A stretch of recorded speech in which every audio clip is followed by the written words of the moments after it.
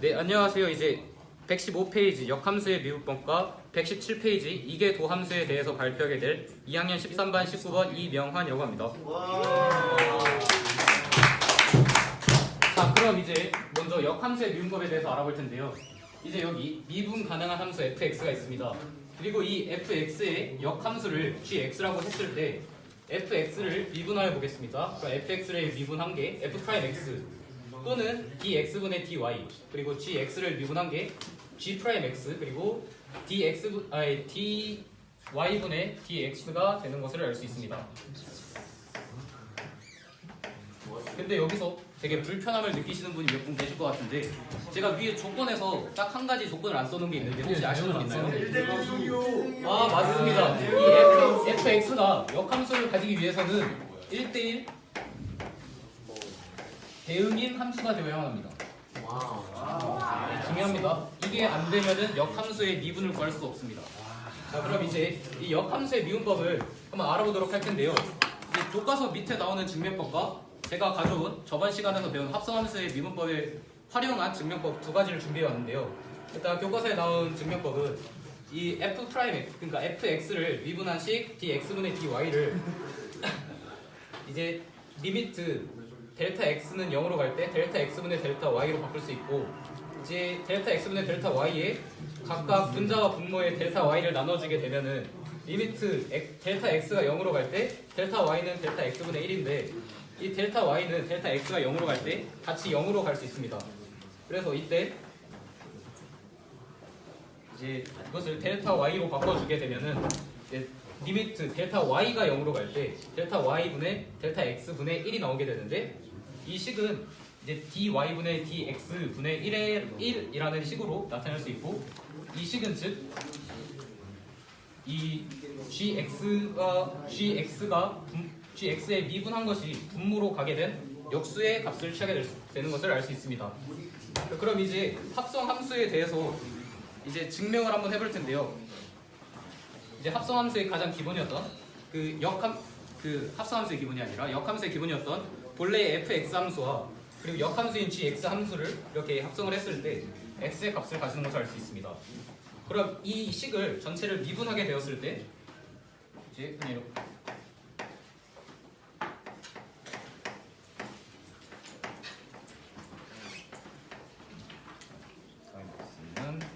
x를 미분한 것과 같기 때문에 1이라는 값을 가지게 되는 것을 알 수 있습니다. 그럼 이제 여기서 저희가 구하고자 하고 싶은 이제 g'x의 값을 구하기 위해서 이 f'gx의 값을 이제 이동을 시켜 보도록 하겠습니다. 이렇게 되면은 이제 g'x f'gx 1이라는 값을 알 수 있습니다. 근데 이제 gx가 여기서 y는 gx로 가기 때문에 y는 gx라는 가정을 하고 봤을 때 f'gx는 f'y라는 것을 알 수 있습니다. 이를 통해서 이제 y는 x에 대한 식을 이제 y에 대한 식이 아닌 x에 대한 식으로 바꾸어서 식을 전개해 주시게 되면 이렇게 나오는 식이 좀 더 편하게 문제를 푸는데 유용할 것이라고 저는 생각하기 때문에 이 두 가지 식을 모두 한번 준비해봤고 이 두 가지 식은 모두 같은 값을 가지는 것을 알아주셨으면 합니다. 그럼 이제 다음으로 이계도함수에 대해서 알아보도록 하겠습니다. 역시 마찬가지로 미분 가능한 함수 fx가 있을 때 이 fx의 값을 미분한 함수인 f'x도 미분 가능하게 되면은 이제 fx를 미분한 값 f'x를 미분한 값이 존재하게 되는데요. 저희는 이 함수를 이계도함수라 부르고 이제 편하게 더블 프라임이라는 부호를 붙여서 f'x라고 부르게 됩니다. 그리고 이 f'x와 같은 이제 부호들은 이렇게 여러 가지로 보실 수 있는데 모두 기억해 두시는 것이 좋을 것이라고 생각을 하고 이제 궁금해하시는 분들이 몇 분 계세요. 이게 도함수는 이제 두 번만 가능하냐? 궁금해. 근데 이제 이렇게 미분한 값들이 모두 n번째 한까지 이제 도함수가 존재할 때, 즉 n번째 한까지 미분이 가능할 때 저희는 이러한 식을 n개 도함수,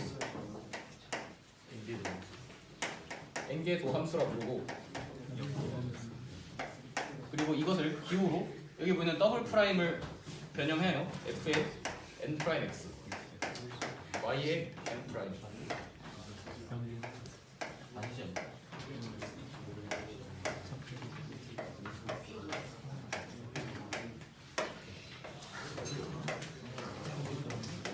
나타내기도 하는 것을 알 수 있습니다. 이제 114페이지 기차가 점점 더 빠르게 다가오면 기적 소리는 점점 더 높게 들린다라는 주제로 발표를 하게 될 2학년 13반 19번 이명환입니다. 네, 일단 이 내용에 앞서서 저희가 간단한 기호들을 먼저 확인을 해볼게요.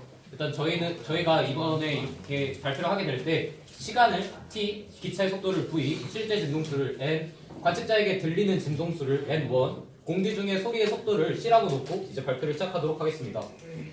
네, 그럼 이제 이러한 기호들을 가지고 식을 써보게 되면은 이제 관측자에게 들리는 진동수가 n1이라고 하였을 때 이제 공기 중 소리의 속도 마이너스 기차의 속도를 빼준 값에 공기 중의 소리의 속도와 기차의 속도를 곱한 값에 공기 중의 소리의 속도와 기차의 속도를 뺀 값으로 나눠주게 되면은 실제 진동수 이제 관측자에게 들리는 진동수와 같다는 식이 이렇게 하나 나오게 됩니다. 그리고 이러한 식을 간단히 했을 때 여기 이렇게 볼게요. 이게 이쪽이 기차의 앞쪽이고 이쪽이 뒤쪽이라고 했을 때 n1과 n에 대한 이제 부등식을 구할 수 있는데 이제 기억처럼 관측자가 기차의 앞쪽에 있을 때 n1이 n보다 크고 반대로 관측자가 기차의 뒤에 있을 때 n이 n1보다 크다는 것을 알 수 있습니다. 네, 이렇게 간단한 사전 지식을 알고 옆으로 넘어가서 본격적으로 이제 미분을 한번 해보도록 할 건데요. 이제 저희가 이제 속도에 대한 식을 VT로 속도와 시간에 대한 식을 VT로 놓았을 때 이 VT라는 식이 이제 기차가 가속을 하였을 때는 V'T가 0보다 크다는 식이 나옵니다. 어쨌든 이 V'T를 이제 구해서 이제 시간에 대한 T를 T로 미분을 하게 될 텐데 이렇게 미분을 하게 되면은 이제 저희가 앞서서 다뤘던 이제 분모가 이렇게 있을 때 미분을 하는 방법을 이렇게 적용을 하게 되면은 이러한 식이 나온다고 합니다. 그럼 이러한 식을 구해서 저희가 무엇을 알 수 있느냐? 이제 여기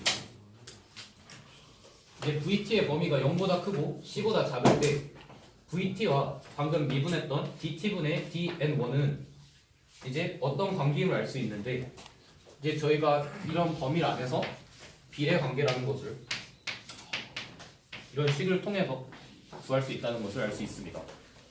이제 114페이지에서 말해주었던 내용은 방금 이 내용과 같은데요. 이제 여러분이 좀 미흡한 설명이라고 생각하시는 분들은 좀 더 개인 공부를 통해서 공부하시는 것도 나쁘지 않은 방법이라고 생각합니다.